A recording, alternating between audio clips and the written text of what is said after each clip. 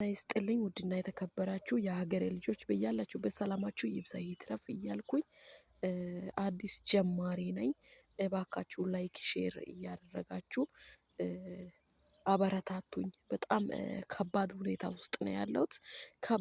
ከባድ ሁኔታ ውስጥ ስላለሁኝ ከባዱ ምንድነው የምለውን ነገር ከእናንተ ጋር እጫወታለሁ።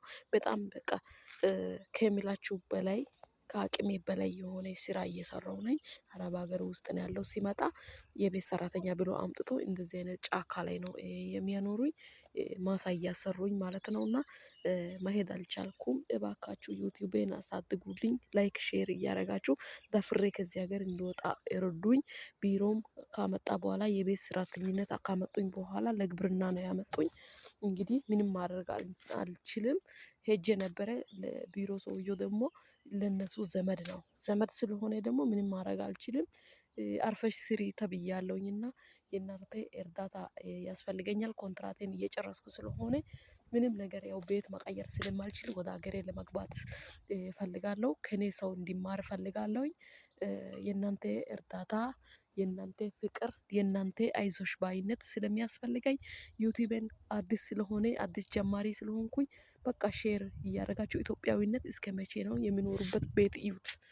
እዩት እነሱ የሚኖሩት ይኸው እንደዚህ አይነት ቤት ውስጥ ነው። እኔ ግን እንደዚህ አይነት ቤት ነው የምኖረው። ምንም ብገባ ግድ የላቸውም ማለት ነው። እዩት እዩት እዚህ ውስጥ ነው እነሱ ሺሻ ምናምን ከተጠቀሙ በኋላ ከወጡ ከተኙ በኋላ እኔ መጥቼ እንደዚህ እዚህ ሶፋ ላይ ነው የምተኛው ማለት ነው። እዚህ ጋር ነው ይሄንን አውርጄ እዚህ ጋር ነው የምተኛው ማለት ነው።